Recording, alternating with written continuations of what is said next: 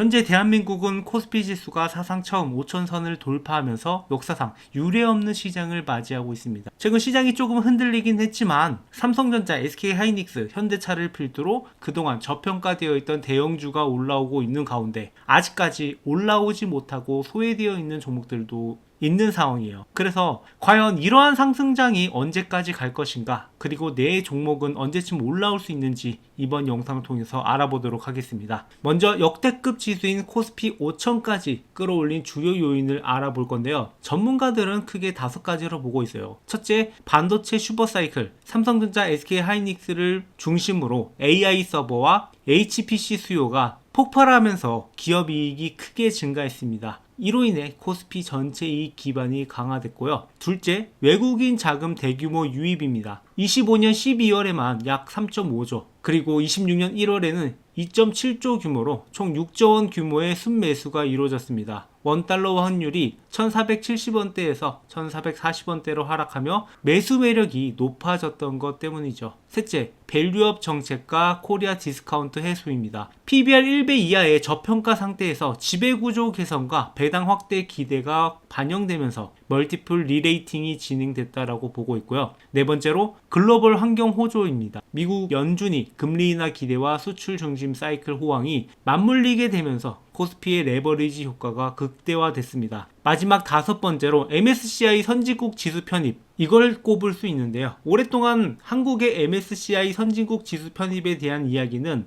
나오긴 했지만 이번에는 좀 더 가시적이라고 보고 있어요. 정부 로드맵 발표 후 27년 편입 목표로 추진 중이고, 편입이 될 경우 패시브 자금이 60조까지도 유입될 수 있다라고 골드만삭스에서는 이야기를 하고 있습니다. 이 5가지 동력이 결합되면서 25년 하반기부터 급격한 상승이 실현됐고, 현 정부에서 이야기했던 코스피 5천 시대가 도래했던 거죠. 그래서 지금까지 대형주 위주로 지수를 끌어올렸고, 이후에는 코스닥으로도 자금이 흘러가면서 천스닥 시대까지 개막을 했는데, 이쯤 되면 몇 가지 의문들이 생길 수밖에 없어요. 역사적으로 그래왔듯이 파티라는 것은 계속될 수가 없습니다. 우리는 이 파티가 언제쯤 끝나고 어떻게 끝날지, 앞으로 나올 리스크는 무엇인지 미리 알아둘 필요가 있습니다. 그래서 이것을 알아보기 전에 잠시 여러분들한테 이벤트에 대해서 설명을 드리려고 하는데요. 여기서 많은 분들이 괴리감을 느끼는 게, 아니 왜 내가 보유한 종목은 안 오르는 거야?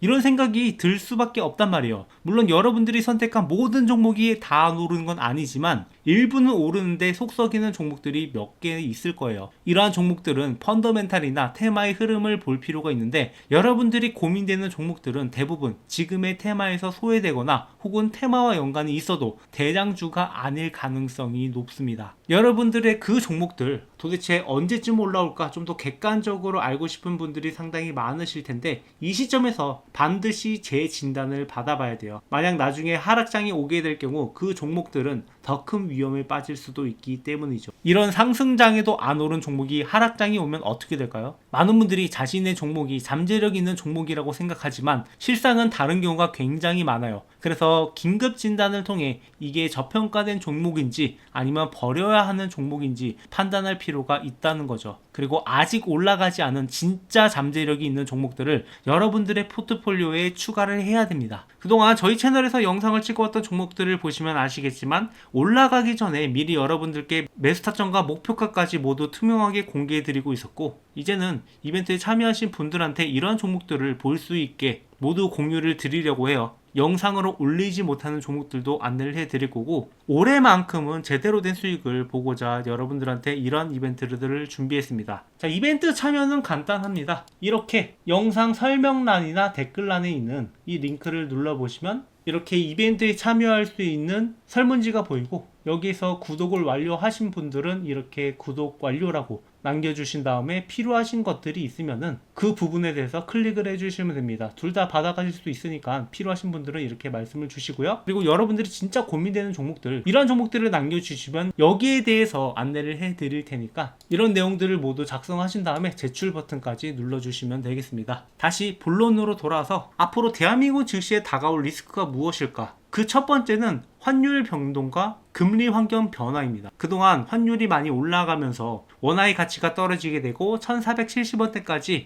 약세가 지속되다 보니 자금 유입이 촉진되고 있었어요. 그러니까 21년 환율이 1100원대였는데 지금과 비교해보면 외국인 입장에서는 지금이 30%나 저렴하게 주식을 살 수 있는 기회였기 때문에 외인 자금 유입이 촉진이 됐는데, 만약 여기서 환율이 더 올라 1500원을 돌파 시 외국인 매도와 수입 인플레이션이 발생할 수 있습니다. 한국은행 추정처럼 환율 1% 상승 시 소비자 물가가 0.03%포인트가 압박을 받기 때문에 인플레 고착화 우려로 CDS 스프레드 확대와 아시아 통화 대비 원화 하락 속도가 빠르다는 평가가 나오며, 블룸버그 등은 주가 강세에도 통화 약세가 나온다는 것은 해지가 필요하다는 경고로 보고 있어요. 외국인 순매도 전환이 환차손 부담으로 되고 자본 유출 가속, 그리고 미 연준이 금리 인하 둔화가 겹치게 되면 글로벌 유동성 축소로 지수가 4100선까지 하락할 가능성이 제기됩니다. 그러니까 너무 과한 약세가 나오게 되면 경제에 문제가 생겼다는 신호로 볼 수 있는 거죠. 반면에 환율이 하락하게 되면 어떻게 될까? 환율이 안정되거나 강세할 경우 긍정평가로 인해 로이터 중간값 1418원 전망처럼 외국인 수급이 환자선 해소로 강화되고 코스피 강세가 지속되고 반도체 호황이 환율 리스크보다 부각되면서 매수 유지를 전망하고 있습니다. 다만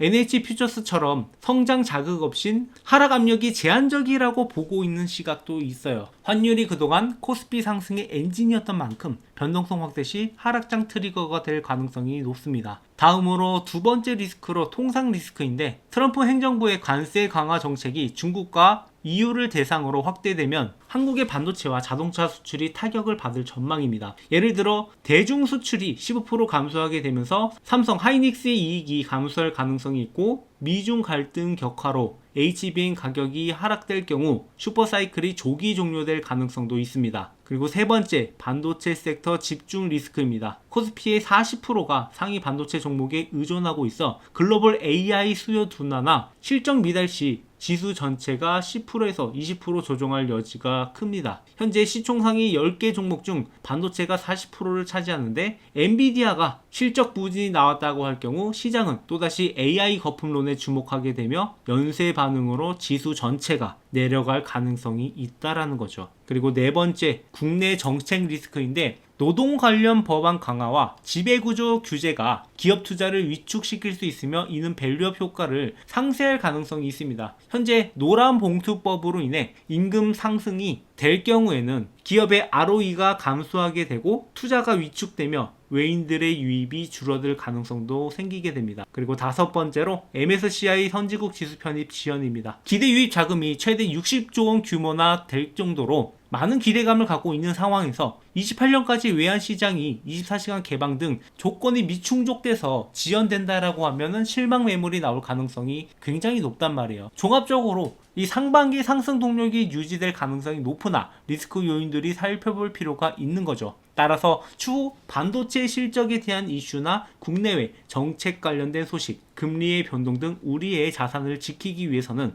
이런 상승장이 끝나기 전에 파티가 끝나고 뒷정리를 하는 게 아니라 끝나기 전에 미리 나올 필요가 있다는 거죠. 그리고 우리는 또다시 거대한 사이클을 준비해야 됩니다. 상승장이 끝나고 나면 반도체나 수출, 대형주들이 성장률이 낮아지고 자금이 빠져나갈 가능성이 있고, 반면에 PER 20배 미만의 저평가주나 바이오, 헬스케어, 금융, 방산 등의 섹터들이 자금이 순환될 가능성도 있단 말이에요. 그렇다면 이때를 대비해서 우리가 담아야 하는 종목들은 어떤 것들이 있을까? 거기에 대한 내용을 다음 영상에서 다룰 예정이고, 이런 세부 종목들을 순차적으로 여러분들한테 하나하나 공개해 나갈 예정입니다. 이 종목들은 이벤트에 참여해 주신 분들께도 공유를 드리고 있으니까 이벤트에 참여하셔서 여러분들이 미리 알아가시면 그만큼 미리 대응할 수 있다는 거죠. 영상을 제작하는 게 시간이 걸리다 보니까 미리 여러분들이 다음 슈퍼사이클을 맞이할 종목들을 포트폴리오에 추가하시고 하락장에도 안전하게 수익을 만들어낼 수 있는 노력이 지금은 필요하다라는 거죠. 저희 우상향 증권과 함께 미리 하락이 오기 전에, 파티가 끝나기 전에 준비를 해두고 우리는 그 다음 단계로 넘어가자고요. 지금까지 영상 도움이 되셨다면 구독, 좋아요 눌러주시고 앞으로도 여러분들의 자산이 꾸준히 우상향했으면 하는 바람입니다.